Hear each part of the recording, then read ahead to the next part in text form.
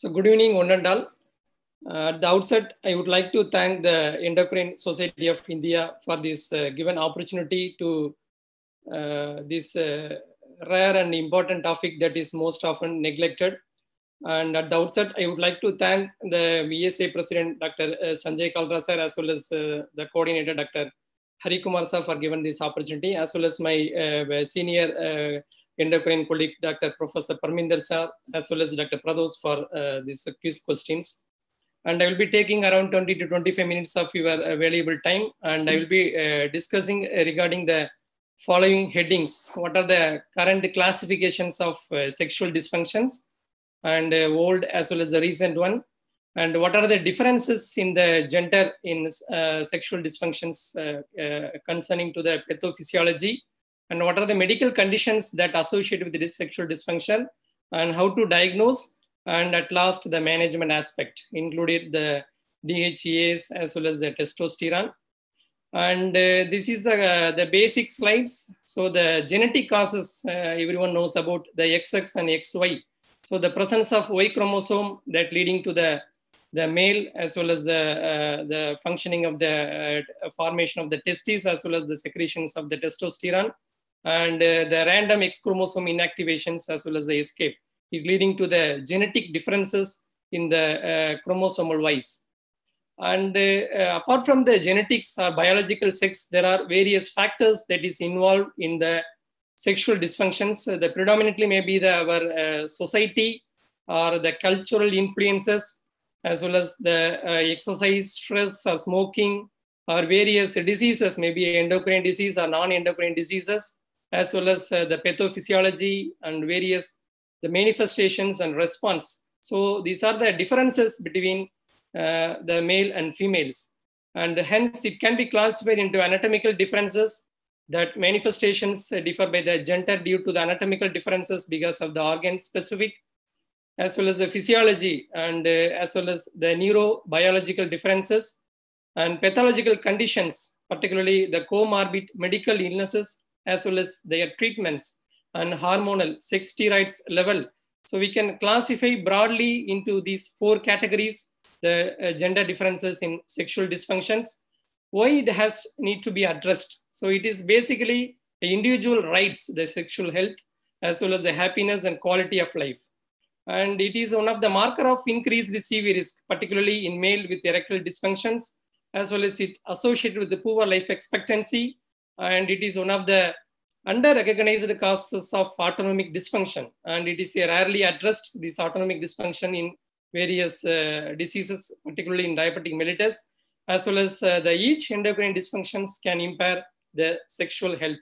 And this is one of the data from Indian studies, prevalence of female sexual dysfunction. It is predominantly, it is an under-recognized entity.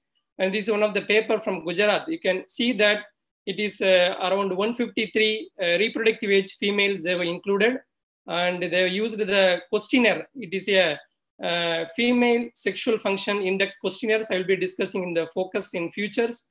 And they found that the prevalence is around 55%, even with the reproductive age group females. And it is more common and more common in the upper middle socioeconomic status individual. Hence, it is quite common, but we are neglected or under-recognized. Coming to the sexual dysfunction, it can be broadly classified into a female as well as a male sexual dysfunctions. Among the male sexual dysfunctions, it is a very well recognized from the erectile disorders, premature or delayed ejaculations, male hypoactive sexual desire disorders. Whereas in a female, it is a female orgasmic disorder, female sexual interest arousal disorder. So this is the newer terminology, and genitopelvic pain penetration disorders, and the common in both is a substance or medications induced disorders. In the older classifications of ICD-10, that is the International Classification of Health and Disease, it was broadly classified into two categories, organic versus non-organic. Organic came to the erectile dysfunctions, vaginismus and dyspareunia, whereas non-organic, the predominantly belongs to the non-organic, and so the people were reluctant to go to the psychiatrist in view of non-organic sexual dysfunction. Hence, the WHO as well as the various societies, they come together, and the sexual health, it is a normal physiological health, and it has to be addressed by all the specialty. So it beginning the newer chapters, like the sexual health becoming a new chapters in ICD-11, International Classification of Health and Diseases. And among the thing, one of the title is the sexual dysfunctions. And sexual health, the gender incongruence or transgender also has been included. And some of the conditions, they have been cross-listed: STDs, violence against women, unwanted pregnancy, and induced abortions. And so this is the newer classification of ICD-11. Among these coming as sexual dysfunctions, there are broadly classified into 4 categories, the sexual dysfunction groups. So one is the sexual desire and arousal dysfunctions. Second one is the orgasmic dysfunctions. Third one is the ejaculatory dysfunctions. And fourth one is the other specified conditions in the things. And so what is the definition of sexual dysfunctions in women and men? It is a consensus statements published from the Journal of Sexual Medicines. And you can see that there should be a symptoms of sexual dysfunction, and it should be present for 6 months on at least 75% of the sexual occasions, and it causes clinically significant distress. And the fourth one is, it is not a consequence of a non-sexual mental disorder or relationship distress or other significant stresses, and not attributable to the medications or illness. So to define the sexual dysfunctions, one individual should fulfill all these 4 category or criteria to define anyone into the diagnosis of the sexual dysfunctions. And among the revised classifications, the sexual aversion disorders have been eliminated. So we can see that the DSM, that is the Diagnostic of Statistics and Mental Disorders, that is from the American Psychiatric Association DSM category. So the formal one is a DSM-4, the current one is a DSM-5. So there is no consensus in the definition of the sexual aversion disorder. So it has been eliminated into the DSM-5 category. And so you have got a quiz also in this area. And coming to the hypoactive sexual desire disorder, HSDD, this terminology was used more than 30 years. The recent terminology of HSDD is a female sexual interest and arousal disorder, FSAIAD. That is a common, the recent terminology being used. So interest as well as the arousal. And the dyspareunia and vaginismus has been merged into the genital pelvic pain disorders. And it is predominantly handled by the urologist or the genitourinary system specialist. So these are the major changes from the previous category or classifications into the new classifications. Coming to the neurotransmitters, so there is basically a lot of neurotransmitters as playing important role in the sexual biology. You can see that there are the excitatory and the inhibitory. So the plus, all the plus are excitatory, and you can see the predominant excitatory is a dopamine and norepinephrine, and the oxytocin is as a dual role. The main inhibitory is a serotonin, and you can see that the desire and arousal. So whenever we have more serotonin, it is having negative role in the sexual biology. Similarly, there is a prolactin. Whenever we used to see a lot of hyperprolactinemia, they have suppressed the sexual health. So we may have secondary amenorrheas or lack of sexual interest. So the prolactin is one of the very important hormone that is a negative impact over the overall sexual health. And estradiol, progesterone, and testosterone, even female also have the testosterone source from the adrenal, or the conversions from the testosterone to the male also have some estrogen conversion. And similarly, the nitric oxide and prostaglandin, they have very important neurotransmitters. And there is various factors involving in the brain, sexual arousal and a desire.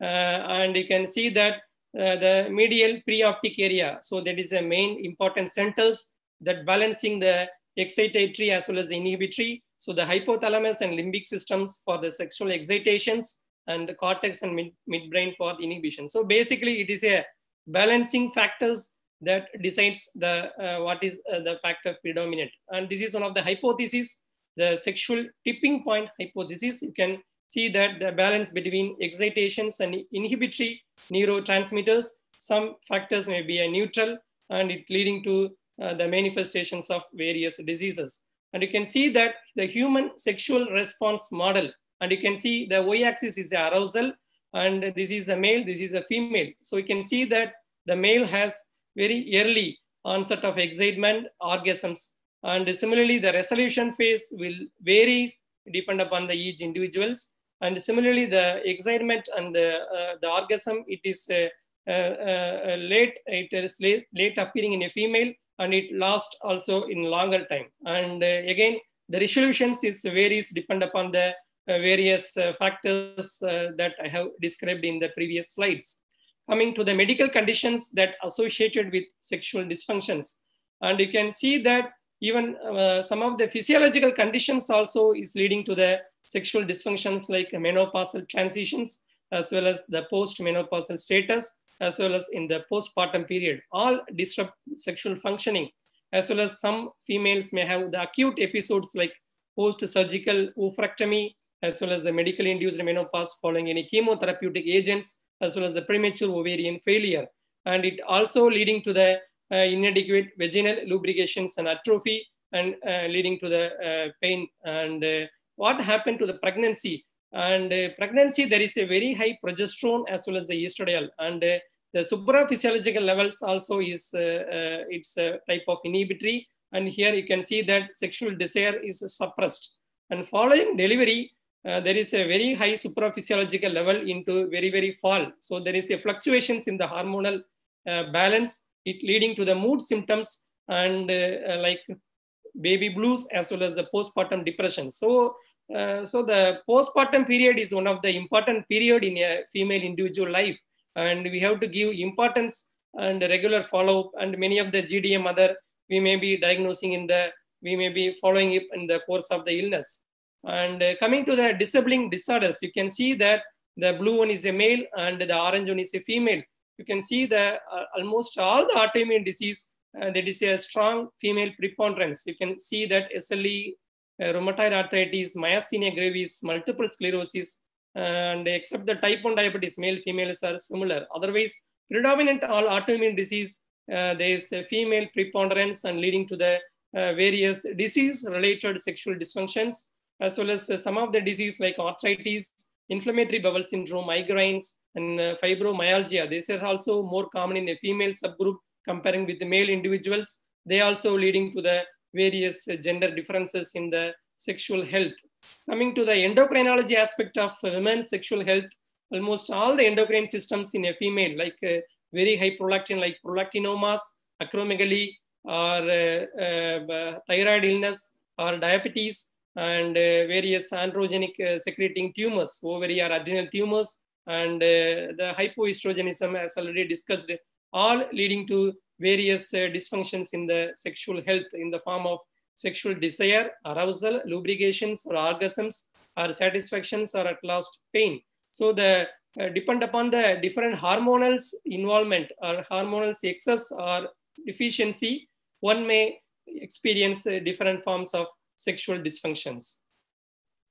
Coming to the male sexual dysfunctions, erectile dysfunctions, there can be organic, there can be a psychogenic. So organic one is a gradual onset, incremental progressions, and there is a loss of nocturnal erections. Whereas in psychogenic, it is a sudden onset, so immediate complete loss of erections. Usually they have the normal nocturnal erections, and they have excellent response to the phosphodiesterase, the sildenafil group of drugs. They have excellent response, the psychogenic causes of erectile dysfunctions.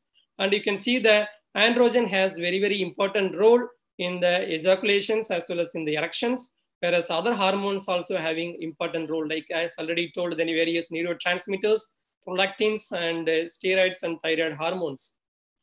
Coming to the various medical conditions, maybe a Parkinson's disease or various neurological disease or involvement or trauma, as the excitatory and inhibitory systems or the focus are situated in the brain. So any neurological dysfunctions, they have impact over the sexual dysfunctions. Similarly, of the local pathological causes like urinary incontinence, hysterectomy, or any vaginal birth complications, they are related to the local physiology of the sexual dysfunctions. coming to the important aspect like coronary vascular disease and diabetes, because both can affect the vascular function, and the healthy vascular functions is essential for the vasocongestions, which happens via the smooth muscle relaxations in the encouragements of clitoris and vagina, as well as in penile tissue in men. And so there is a dysfunction of these systems, it leading to the various atherosclerosis focus affecting the small vessels and leading to erectile dysfunctions in men and arousal problems in women. And so many of the diabetic individuals, we have to always ask about these all the systemic complications of the metabolic complications of involving various systems and various drugs that can also affect various the sexual functioning. You can see that many of the antihypertension like thiazides, beta blockers, and spironolactones, as well as digoxins used to atrial fibrillations, and 5-alpha reductase inhibitors, and anti-androgens used for the prostatic cancers, and various tricyclic antidepressants, SSRIs, benzodiazepines, or sleeping pills, or sedatives, all have impact over the sexual functioning. And similarly, the clopidogrel and ticagrelor are associated with increased risk of sexual dysfunction comparing with the aspirin. And so whenever the significant dysfunction is there, the aspirin may be a better agent comparing with clopidogrel. And so one has to be update the recent scientific knowledges. And similarly, the psychiatric conditions and drugs, as already told. And how to diagnose the sexual dysfunctions. Basically, there is a questionnaire, but anyway, it is a time taking, but lot of questionnaire is there. I will highlight about the 3 important questionnaires. Some of the questionnaires is specific for the specific conditions. Some of the conditions I highlighted here, the GRIS scoring systems are questionnaire, Colombo Rust Inventory of Sexual Dissatisfaction, and FSFI, that is a Female Sexual Function Index. So basically these are the non-specific questionnaire, because we can use it for all the domains of the sexual functions. And since this is a well-validated questionnaire comparing with a lot of questionnaires, this whatever you are able to see, these are all the female sexual function questionnaires. And this is one of the popular questionnaires, that is FSFI, Female Sexual Function Index. We can see that there is a 19 items are there, and predominantly the desire, arousal, lubrications, orgasms, satisfactions, and pain. So there is a various factors are there from 1 to 5, and it is easily available from Google. You can go through these questionnaires. And since the lack of studies from the Indian domain, it is one of the areas of research in many of the populations or postgraduates who are seeing this, attending seminar. These are one of the good areas of research. We can focus it to many areas. And so the domain scoring is the different items, and score range is this one, minimum and maximum score. So any score of less than 26 indicates one or more dysfunctions in the specific domain. So it is we have to translate into the regional languages, and so it can be very well easily assessed and validated. And this is one of the important one. And coming to the comparisons between the 3 different questionnaires, the FSFI is one. Another one is the sexual function questionnaire. Again, almost of the components are same, and the GRIS scoring systems. So if we are using 2 scoring system, the correlation is better. And this is the ROC curve, sensitivity and specificity. So the 2 scoring systems, it has good correlations comparing with any one of the scoring systems. So this is for the study purpose. You can use these scoring systems. Coming to the male question systems, it is not very much, even though a lot of question systems is available. So this is one of the ADAM questionnaire. This is a androgen deficiency in aging male, but it is a very vague. And many of the, do you have a lack of energy, decreased in strength, have you lost height? Anyway, it is a part of the osteoporosis or hypogonadisms. And so these are some of the questionnaires. And this is the aging male symptom scale. Again, it is from the Massachusetts Institutes. And you can see again the various questionnaire. So whichever questionnaire you feel comfortable or convenient, you can use it. And this is the last questionnaire that is specific to the erectile functions. And here you can see that This is the last 1 month sexual activity we are assessing. And again, these questions also is from 15 questionnaire and 5 subdivisions. And you can go through all the things. It is easily available and accessible. And again, this is again the domain: erections, orgasms, sexual desire, intercourse satisfactions, and overall satisfaction. So this the 15 questionnaire, it is specific for each individual functions. You can see the maximum score is 30 and the minimum score is 10.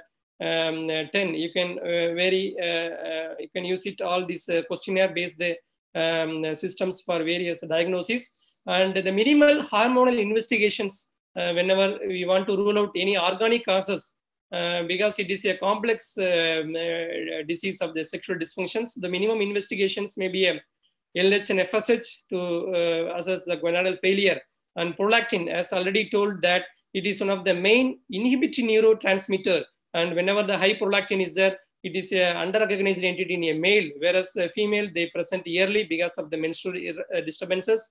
And similarly, the total testosterone, whenever we tend to use the phosphodiesterase inhibitor. So whenever the testosterone level is low, the phosphodiesterase inhibitors may not be working good. And the calculated free testosterone, we need SHBG. Otherwise, the gold standard test for the free testosterone is LCMS, liquid chromatography. And in India, we don't have much the liquid chromatography. So the total testosterone, it is a good test. Otherwise, you can use the free testosterone by calculating using the SHBG estimations. And estradiol, and whenever planning for fertility, some analysis, otherwise it is not indicated. And penile Doppler, if it is a severe form of erectile dysfunction is there. And coming to the erectile dysfunction, so always better to do the testosterone estimations in the early morning fasting, preferably at 8 a.m. And so the testosterone is low, you give the testosterone therapy, and it is satisfactory, you continue. Unsatisfactory with the testosterone, then you try to use phosphodiesterase 5 inhibitors. Coming to the last area, the management of sexual dysfunctions, and how the lifestyles will impact the gender perspective in sexual medicines. So obesity is leading to the loss of libido and increased risk of erectile dysfunctions in a male. Similarly, there is arousal problems, pain, and sexual dysfunctions in a female. So by reducing the weight, we are improving the lot of sexual health in both genders. Similarly, the physical activity, and it has protective effect against the ED in men with diabetes. It also increase the nitric oxide productions, and it's antioxidative agents by physical activity. And similarly, in female also, this physical activity, it improves the self-esteem as well as the mental health. And so the weight and physical activity is the two important lifestyle measures that has the significant role in sexual medicines of gender-specific endocrinology. And coming to the role of testosterone in a female or a woman, that is a global consensus position statement by Susan Davis et al. Group. And these were endorsed by various societies, international societies of menopause, endocrine society, European society, and this position statement, it was endorsed by all the bodies in the, so what is the position of testosterone therapy in a female? And it is the only evidence-based therapy for women in testosterone is a hypoactive sexual desire disorder. And the current terminology is sexual arousal and interest disorder. It should be used after the formal biopsychosocial assessment. And it is insufficient data to support the use of testotherapy for any other symptoms or clinical conditions. So this is the only indications to use testosterone therapy in a female individual. And testosterone preparations, that is supraphysiological level, like pellet or injection, is not recommended. And unfortunately in India, we have only the injection formulations or tablet formulations. And non-oral preparations is a indicated therapy. Unfortunately in India, we don't have this therapy like transdermal patches or spray or topical cream. And this therapy does not correlate with testosterone level. Basically, it is a subjective sensations, not by the biochemical assessments. And so adequate levels with replacement can be difficult to determine compared to men. and difficult to assess the adequacy of therapy. Hence, it can be used by 6 months, and if no benefit, then the treatment can be stopped. What is the role of DHEAs? And it is not associated with the improvement in the libido or sexual function in a post-menopausal women with a normal adrenal function. So the DHEA, it is not recommended in a female with normal adrenal functions, and it is not being recommended by the current consensus position statements from the global, and hence the testosterone therapy, there is an unmet need for the provision as well as the approval in treatment specific to women. Coming to the DHEA, so it is a adrenal androgens available as a 25 to 50 milligram. It is available in India, and it is a oral dose, and it is indicated in a pre-menopausal women with Addison's disease and with the symptoms like presence or absence of libido and depression, anxiety, and reduced energy levels. So these are the various indications to use DHEA with optimized glucocorticoid and mineralocorticoid replacement. So the ones with the optimum the glucomineralocorticoid therapy, female with this type of specific features, we can use it DHEA in the therapeutic armamentarium of sexual dysfunctions. Again, it can be used for 6 months. So if it is satisfactory, then you continue. Otherwise, you can discontinue. And the treatment can be monitored by serum DHEA's level. You keep it at the mid-normal range. So this is the Cochrane review of where the DHEA stands. You can see that peri and post-menopausal phase. So the 28 trials that have been included in this review, and around more than 1,300 people were included. And their summary is there is no evidence that DHEA improve quality of life, but there is some evidence that it associated with androgenic side effect. Hence, it is uncertain whether DHEA decreases the menopausal symptoms, and slightly it may improve with the sexual function comparing with placebo. So that is a plus minus, and you have to be individualized usage of DHEA for this peri and post-menopausal women. Coming to the last 5-6 slides, this is the flibanserin. This is the newer drug. You can able to see the last the quiz filling in the blank answers. So this is the the female Viagra. So there was a lot of hype was there when it was introduced, and a lot of war. And it is basically a 5-hydroxytryptamine, that is a serotonin 1A agonist as well as 2A antagonist. It is a non-hormonal therapy and to treat the female sexual dysfunctions. It was approved since 2015, and it inhibits the serotonergic anti-sexual effect and promotes the pro-sexual dopamine effect. So this is a non-hormonal FDA approved therapy, but it is not available in India, and it is indicated in hypoactive sexual disorder, 100 milligram the night time dose. And the one predominant contraindications is the individual should abstain from the drinking alcohol, because it is a serious hypotension and syncope with interactions with alcohol. Otherwise, other side effects are very minimal. Flibanserin and ospemifene. So it is basically a selective estrogen receptor modulator, and it is can be used at 60 milligram per day. And it is again FDA approved therapy, and it is indicated in people those who are having contraindications to use HRT, and it is can be used in individual with vaginal dryness and vulvar and vaginal atrophy. And again, this is one of the newer drugs, bremelanotide. It is a melanocortin agonist, and it is a subcutaneous injectable formulations. Again, it is used for these female sexual arousal and interest disorders. It is all the female sexual dysfunctions therapeutic area. And coming to some of the drugs, that is antidepressants and anxiolytics, the safer one is a bupropion or buspirone, and it has minimal impact over the sexual dysfunctions, and it increases the various excitatory neurotransmitters. And this is the recent one, that is analogs, extended release analogs of buspirone, with have minimal effect over the other comparing with the other antidepressive effect. And this is the summary of the treatment interventions for the female sexual dysfunctions. The CBT is a cognitive behavior therapy, and these are the various drugs. But so India needs a lot of agents to come to the place of various sexual dysfunctions. Coming to the last male one, so the phosphodiesterase inhibitor, I'm not going into the detail. And you can see that there is a lot of drugs available, sildenafil and tadalafil, and it has to be taken in the before meal, 1 to 2 hours prior to meal, particularly the sildenafil in the nighttime dosage. Otherwise, it has the good and only contraindications is unstable or refractory angina, class 3 or class 4 heart failure, recent MI, or high risk arrhythmias or severe cardiomyopathy. All other individuals, we can basically, it is a balance between the sexual health with the overall health. And hypogonadisms, the available formulations is testosterone injections. In India, it is 100 milligram or 250 milligram, it is available. And you monitor the testosterone level on day 7th of the last injections. And the last one is premature ejaculations. And 1 minute after the penetrations, if ejaculation occurs, and this is the premature ejaculations.